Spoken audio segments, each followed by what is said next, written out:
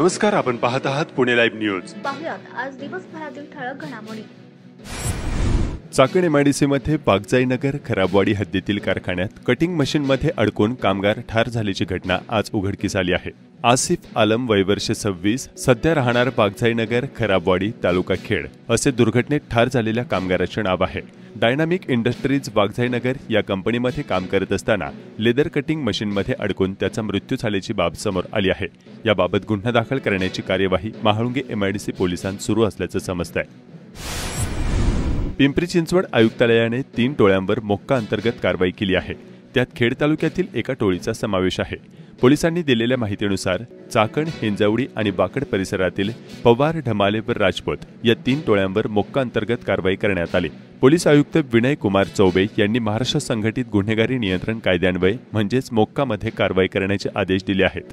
चाकणमधील टोळी प्रमुख राहुल संजय पवार वय वर्ष 33 राहणार महाळुंगे इंगळे तालुका खेड आणि त्याचे 5 साथीदार, हिंजवडीतील टोळी प्रमुख सचिन तानाजी राऊत वय वर्ष 26 राहणार कासार आंबोली व त्याचे 3 साथीदार, वाकडमधील टोळी प्रमुख अभिजित बाजीराव ढमाले राहणार सांगवे व त्याचे 10 साथीदार यांच्या विरोधात मोक्काची कारवाई करण्यात आली।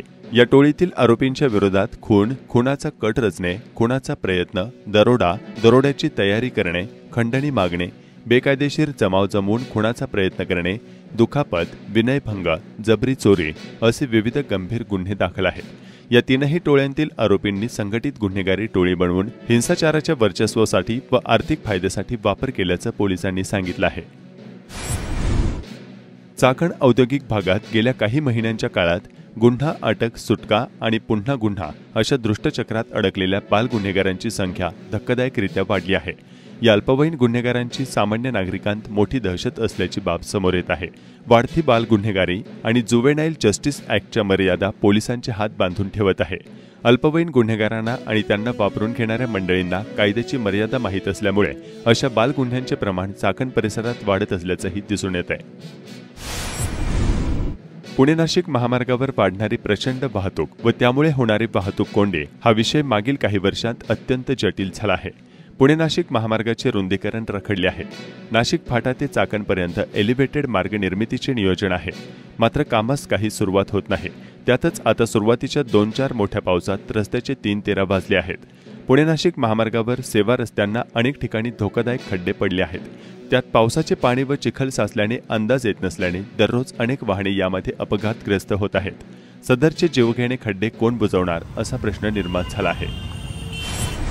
आषाढी वारीकरिता श्री क्षेत्र अलंकापुरीत वैष्णव दाखल झाले आहेत। राज्य परराज्यातील वैष्णवजनांनी इंद्रायणी नदीकाठी पवित्र स्नानाकरिता गुरुवारी सकाळी मोठी गर्दी केली होती। अलंकापुरीतील मठ, धर्मशाळा व राहुट्यामधून हे वैष्णव हरिनामाचा गजर करत आहेत। वडिवळे आणि आंध्रा धरणातून पाणी सोडून नदी स्वच्छ करण्यात आली आहे। मागील वर्षीचा अनुभव पाहता पोलीस यंदा सतर्क आहेत। मोठा पोलीस बंदोबस्त आळंदीमध्ये सध्या पाहावयास मिळत आहे। खुद्द पिंपरी चिंचवडचे पोलीस आयुक्त विनय कुमार चौबे यांनी भेट देऊन पाहणी केली। संपूर्ण आळंदी परिसरात CCTV लावण्यात आले आहेत। संत श्रेष्ठ श्री ज्ञानेश्वर आणि श्री तुकाराम महाराज पालखी निमित्त राज्यभरातून आळंदी व देहू येथे येणाऱ्या असंख्य भाविकांसाठी PMPML कडून जादा बसेसचे आयोजन करण्यात आले आहे। 26 जून 2024 पासून 30 जून 2024 पर्यंत आळंदीकडे जाण्यासाठी स्वारगेट, मनपा, हडपसर, पुणे स्टेशन, निगडी, भोसरी, हिंजवडी, चिंचवड या ठिकाणावरून 106 बसेस संचलनात असणार आहेत। जुन्नर वन विभागातील मागील 5 वर्षातील बिबट वन्य प्राण्यांच्या हल्ल्यात मनुष्य जखमी व मृत्यूच्या घडलेल्या घटना लक्षात घेता जिल्हा दंडाधिकारी तथा जिल्हा आपत्ती व्यवस्थापन प्राधिकरण अध्यक्ष डॉक्टर सुहास दिवसे यांनी जुन्नर, आंबेगाव, शिरूर, खेड तालुक्यातील 233 अतिसंवेदनशील गावांना संभाव्य बिबट आपत्ती प्रवण क्षेत्र म्हणून घोषित केले आहे। जिल्ह्यातील उत्तरेकडील जुन्नर, आंबेगाव, खेड व शिरूर या 4 तालुक्यांचा जुन्नर वन विभागामध्ये समावेश असून या वन विभागाचे क्षेत्र व्यवस्थापनाच्या दृष्टीने अनुक्रमे जुन्नर, ओतूर, मंचर, बोडेगाव, खेड, चाकण व शिरूर या 7 वनपरिक्षेत्रामध्ये विभागलेले आहे। जुन्नर वन विभागाचे बहुतांश क्षेत्र डोंगराळ असून यामध्ये पाटबंधारे विभागाचे सिंचन प्रकल्प आहेत। यात प्रामुख्याने घोड व कुकडी प्रकल्पाअंतर्गत डिंभे, माणिकडोह, पिंपळगाव, जोगे, बडण, चिल्हेवाडी, चासकमान असे मध्यम व लघु पाटबंधारे प्रकल्प असल्याने सिंचन सुविधेत वाढ झाली आहे। पाण्याच्या उपलब्धतेमुळे ऊस, केळी, द्राक्ष, डाळिंब अशी दीर्घकालीन बागायती पिके या भागात मोठ्या प्रमाणात होतात। या दीर्घकालीन पिकांमध्ये बिबट्यांना लपण्यासाठी उत्तम निवारा आणि पाण्याची मुबलक उपलब्धता असते। तसेच शेती व्यवसायामुळे मानवाची पाळीव प्राण्यांसह शेतातील रहिवासांमध्ये वाढ झाली आहे। यामुळे पाळीव प्राणी भक्ष्य म्हणून सहज उपलब्ध होत असल्याने बिबट या वन्य प्राण्यांचा अधिवास अशा बागायती क्षेत्रातच निर्माण झालेला आहे। बिबट्यांचे वास्तव्य हे प्रामुख्याने ऊस शेतीत आहे। या प्रकरणी गेल्या 23 वर्षापासून या वन विभागात मानव बिबट संघर्षांमध्ये वाढ होत आहे। भारतीय वन्यजीव संस्थान डेहराडून या संस्थेमार्फत जुन्नर वन विभागाच्या हद्दीत करण्यात आलेल्या अभ्यासाअंती या क्षेत्रात बिबट वन्य प्राण्यांच्या संख्येची घनता प्रति 100 चौरस किलोमीटरमध्ये 6 ते 7 बिबटे इतके आढळून आले आहे। तसेच बिबट्यांचे मानवावरील पशुधनावरील हल्ले पाहता जुन्नर, आंबेगाव, खेड व शिरूर या तालुक्यांमध्ये बिबट्यांची एकूण संख्या अंदाजे 400 ते 450 असण्याची शक्यता आहे। जुन्नर वन विभागात मागील 5 वर्षात बिबट वन्य प्राण्यांच्या हल्ल्यात एकूण 40 गंभीर जखमी व 16 मृत्यूच्या घटना घडलेल्या आहेत। या क्षेत्रात बिबट्याचा मानवावरील हल्ला होण्याच्या घटनेत वाढ झाली असून सदरचे क्षेत्र हे मानव बिबट संघर्षाचे आपत्ती क्षेत्र झालेले आहे। बिबट वन्य प्राण्यांच्या हल्ल्यात जखमी व मृत्यूच्या घटनेची व्याप्ती लक्षात घेता सदर क्षेत्र संभाव्य बिबट आपत्तीप्रवण क्षेत्र घोषित करण्यात आल्याचे आदेशात नमूद करण्यात आले आहे। ढग येतात मात्र वाऱ्यावर स्वार होऊन पसार होतात। जून महिना संपत आला तरी दडी मारून बसलेला पाऊस रविवारी 23 जून 2024 रोजी झालेल्या मुसळधार पावसाने परतला असे वाटत होते। मात्र एक दिवस येणारा पाऊस दुसऱ्या दिवशी दडी मारतो आहे। सध्या आकाशात दररोज ढगांची गर्दी होते, मात्र हे ढग वाऱ्यावर स्वार होऊन तसेच पुढे निघून जात असल्याचे चित्र खेड तालुक्यात सध्या पाहावयास मिळत आहे। अधूनमधून सरी येतात, मात्र मुसळधार आणि संततधार पावसाची प्रतीक्षा कायम आहे। खेडच्या पश्चिम भागात रात्रीच्या वेळी ड्रोनची दहशत पसरली आहे। एकाच परिसरात 3 ते 4 ड्रोन फिरताना दिसत आहेत। अंधाऱ्या रात्री ड्रोन फिरवून नेमकं कुणाला काय साध्य करायचं आहे असा प्रश्न निर्माण झाला आहे। खेड तालुक्याच्या पश्चिम पट्ट्यात अनेक गावांमध्ये बटाटा लागवडीला सुरुवात झाली आहे। वाशेरे, कडलगवाडी भागातील शेतकरी बटाटा लागवडीत व्यस्त असल्याचे चित्र पाहावयास मिळत आहे।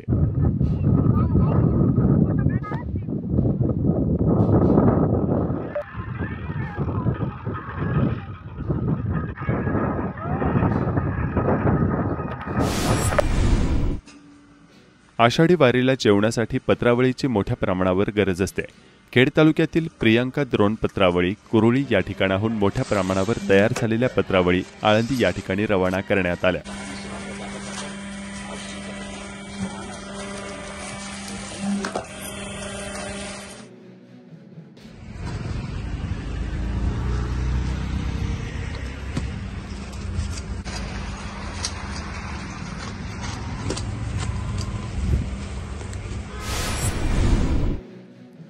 चाकण पंचक्रोशीत सायंकाळी वीज पुरवठा खंडित होण्याच्या घटना वाढल्या आहेत। वीज वितरण कंपनीच्या भोंगळ कारभारावर नागरिक नाराजी व्यक्त करत आहेत।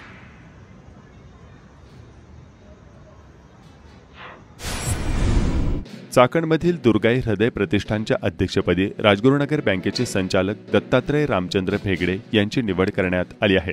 मावळते अध्यक्ष शामराव पवार आणि संस्थेचे कार्याध्यक्ष संजय शिंदे आणि संस्थेच्या सर्व विश्वस्त मंडळाच्या सभेत त्यांची निवड करण्यात आली। जन्म मृत्यू दाखल्यांसाठी ग्रामपंचायत विभागाकडे आरोग्य विभागाने वेबसाईटमध्ये बदल केला आहे, परंतु ती बऱ्याच दिवसांपासून ही वेबसाईट ओपन होत नसल्याने जन्म मृत्यूच्या दाखल्यांसाठी पंचायतकडे नागरिकांना फेऱ्या माराव्या लागत आहेत। स्वच्छ सर्वेक्षण व माझी वसुंधरा अभियान 5.0 अंतर्गत राजगुरुनगर नगर परिषदेच्या वतीने सायकल रॅली स्पर्धा महात्मा गांधी विद्यालयात आयोजित करण्यात आली होती। यामध्ये नगर परिषद क्षेत्रातील 500 विद्यार्थ्यांनी सहभाग नोंदवला। त्याचप्रमाणे पालिकेच्या वतीने चित्रकला स्पर्धा व अन्य उपक्रम देखील राबवण्यात आले।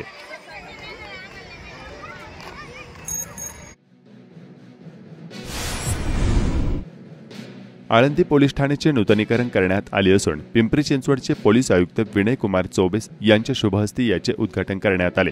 याप्रसंगी स्थानिक पदाधिकारी व पोलीस अधिकारी, नगर परिषद अधिकारी, देवस्थान विश्वस्त, आळंदीतील प्रतिष्ठित नागरिक आदी उपस्थित होते।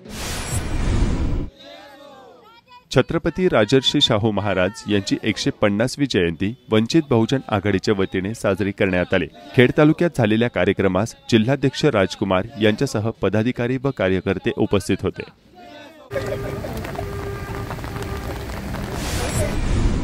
चाकण तालुका खेड येथील खंडोबामाळ या ठिकाणी लाईटच्या सिमेंटचा पोल तुटून लोखंडी 3 पोल वाकल्याची घटना गुरुवारी 27 जून 2024 रोजी सकाळी 7:30 वाजण्याच्या सुमारास घडली। सुदैवाने यात कुठलीही जीवितहानी झाली नाही। वीज वितरणचा भोंगळ कारभार पुन्हा एकदा या निमित्तानं चव्हाट्यावर आला आहे। या ठिकाणी आज खंडोबामाळावरती आज सकाळी 7:30च्या सुमारास एक दुर्घटना घडली आहे। लाईटीची खांब आहे ना पडलेला आहे। वायरमॅनला या ठिकाणी 5-6 वेळा सांगितलं होतं की या खांबाला प्रॉब्लेम आहे आणि मधून तुटलेला आहे आणि झाडाचा पण त्या ठिकाणी ताण आलेला आहे, तर तो लवकरात लवकर त्याच्यावर काहीतरी बघून कारवाई करा।